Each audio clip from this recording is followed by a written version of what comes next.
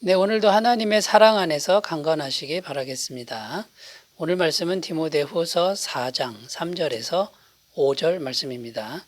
때가 이르리니 사람이 바른 교훈을 받지 아니하며 귀가 가려워서 자기의 사욕을 따를 스승을 많이 두고 또 그 귀를 진리에서 돌이켜 허탄한 이야기를 따르리라. 그러나 너는 모든 일에 신중하여 고난을 받으며 전도자의 일을 하며 내 직무를 다하라. 아멘. 네, 어제 말씀 2절에 보면요. 어제 우리가 읽은 말씀 2절에 보면 너는 말씀을 전파하라.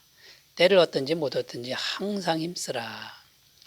사도 바울은 굉장히 비장한 이제 그런 어조로 말씀을 전파하라. 복음을 전파하라. 이런 말씀을 이제 주셨죠. 그런데 이제 오늘 말씀의 내용이 뭐냐 하면 말씀을 전하는데 그 현실은 우리 앞에 당한 현실은 너무나도 어렵고 또 힘들다라는 것을 말씀하는 이제 그런 본문이 되겠습니다. 3절 말씀에 보면 때가 이르리니 사람이 바른 교훈을 받지 아니하며 귀가 가려워서 자기의 사욕을 따를 스승을 많이 두고, 여기 보면 바른 교훈을 받지 아니하며, 그러니까 결국 복음을 안 듣는다 이제 이런 내용입니다.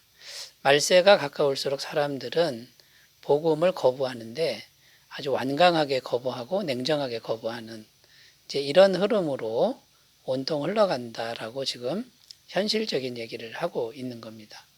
자, 바울이 왜 이런 얘기를 하는 것일까요? 낙심하라 이런 뜻이 아니겠죠. 자, 이런 현실이 앞에 있으니 마음을 단단히 먹고 각오하라, 준비하라 이제 이런 의미가 되는 것입니다. 그래서 오늘은 구체적으로 복음 전파자 앞에 있는 현실이 어떤 현실인가 이런 부분을 살펴보고요. 그러면 복음 전파자는 어떤 태도로 복음을 전해야 할까 이제 이런 것을 살펴보는 시간을 갖도록 하겠습니다. 첫 번째는요, 우리 앞에 놓여 있는 현실 첫 번째는 도덕적인 기준이 무너진 현실이다 이렇게 말씀하고 있습니다. 3절입니다. 때가 이르니 사람이 바른 교훈을 받지 아니하며 귀가 가려워서 자기의 사욕을 따를 스승을 많이 두고, 끝부분에 보면 자기의 사욕을 따를 스승을 많이 두고 이렇게 표현하고 있는데, 이 복음을 거부하는 사람들의 특징 첫 번째가 사욕을 따른다 이런 내용입니다. 사욕은 마음속에 욕심을 따른다는 말인데, 이 마음속에 욕심을 따르는 것이 복음의 말씀과는 완전히 정반대되는 이제 그런 말이 되는 것이죠. 자, 먼저 살펴볼 거는요, 욕심을 따르는데 어떤 욕심을 따르는지 우리가 먼저 살펴보면, 예를 들어서 이제 성적인 부분에 대해서 우리가 생각해 볼 수 있습니다. 이 성적인 도덕, 성적인 윤리가 말세에 갈수록 이제 더 심각해지는 거죠. 혼란스러워지고 무너지게 되는데, 이 성관계를 이제 자유롭게 하는 그런 이제 혼탁한 또 음란한 사회가 된다라는 겁니다. 성이라고 하는 것은 성경은 결혼 안에서만 누리라고 이렇게 가르치고 있는데, 말세가 될수록 이제 도덕이 다 무너집니다. 혼전 성관계는 뭐 말할 것도 없고, 가정이 있는 사람들이 자유롭게 그 가정의 벽을 넘어서 성을 즐기는 이런 흐름이 이제 되는데, 이 모든 걸 어떻게 합리화하냐면 사랑하기 때문이다라고 하는, 사랑이라는 이름으로 이 성적인 윤리를 무너뜨리는 거죠. 근데 그 사랑이라는 게 결국은 이기적이고 욕심이라는 것이라는 겁니다. 또 예를 들면 이제 돈을 버는 것, 뭐 사업을 하든 장사를 하든 돈을 버는 것을 예로 들 수 있는데, 이렇게 이제 합리화하는 겁니다. 세상 속에서는 불법을 저지르지 않을 수가 없다. 정직하게 해서는 돈을 벌 수가 없고 살아갈 수가 없다라고 하는 이제 이런 합리화하는 태도로 이 도덕을 무너뜨리는 거죠. 모든 것의 기준이 뭐냐면 개인의 이익이 된다면 어쩔 수 없는 것이다. 또 세상은 약육강식의 정글 같은 곳이기 때문에 다른 사람을 누르고 짓밟고 이런 것은 어쩔 수 없는 것이다라고 하는 합리화가 이런 사욕을 부추기고 있는 것이죠. 자, 우리가 복음을 전하는데 우리 앞에 있는 현실은 이 도덕적인 기준 이것을 설정하는 걸 싫어합니다. 도덕적인 얘기를 하면은 완강하게 거부하는 거죠. 왜냐하면 죄를 계속 짓고 있기 때문에 복음을 듣기가 싫은 겁니다. 그러나 여러분, 복음은 도덕적인 걸 분명히 이제 말씀하고 있죠. 복음은 자기 부인의 정신을 가지고 있습니다. 말씀 앞에 자기의 욕심을 부인하는 그런 것이죠. 마태복음 16장 24절, 이에 예수께서 제자들에게 이르시되 누구든지 나를 따라오려거든 자기를 부인하고 자기 십자가를 지고 나를 따를 것이니라. 자기를 부인하는 것은 말씀 앞에, 정직한 양심 앞에, 하나님 앞에서 자기를 부인하는 것을 의미합니다. 그러니까 도덕적인 것이 다시 세워지는 것이죠. 또 복음은 자기 양보와 섬김의 정신이라는 것이죠. 에베소서 4장 2절에서 3절, 모든 겸손과 온유로 하고 오래 참음으로 사랑 가운데서 서로 용납하고 평안에 매는 줄로 성령이 하나 되게 하신 것을 힘써 지키라.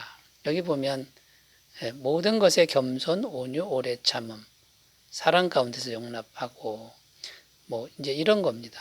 그러니까 복음의 정신은 결국 자기를 부인해야 되는데 이 도덕적 기준이 무너진 사람들은 자기 이익을 위해서는 뭐든지 하는 이제 그런 사람들이기 때문에 복음을 거부하게 된다라는 것이죠.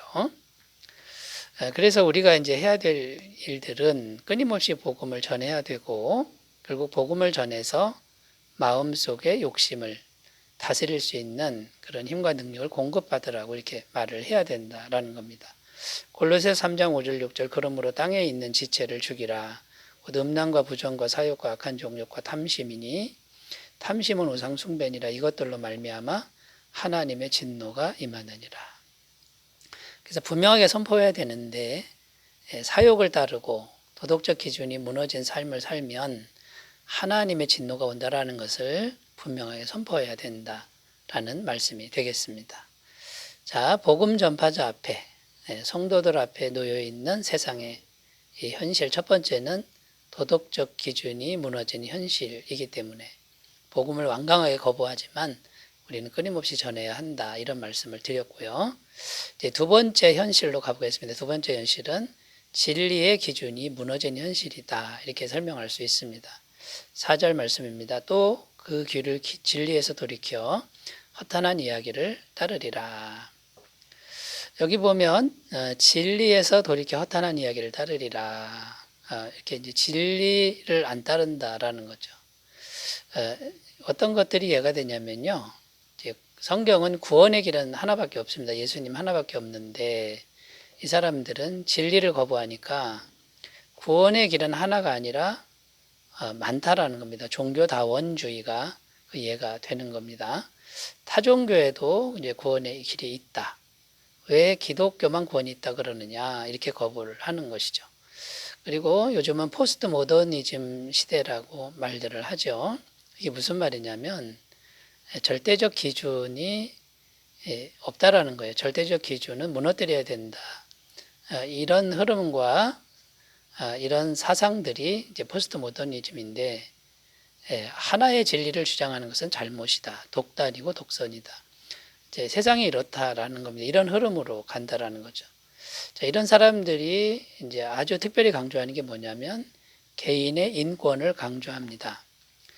여러분, 개인의 인권을 소중히 여기는 것 자체는 잘못된 게 아닌데 뭐가 문제냐면 개인의 인권이 하나님보다 위에 있는 겁니다.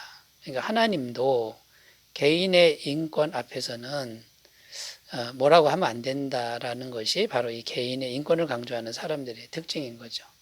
그러니까 개인이 선택하는 모든 것을 하나님도 존중해 줘야 된다라고 하는 이런 사상들이 지금 현실이라는 겁니다.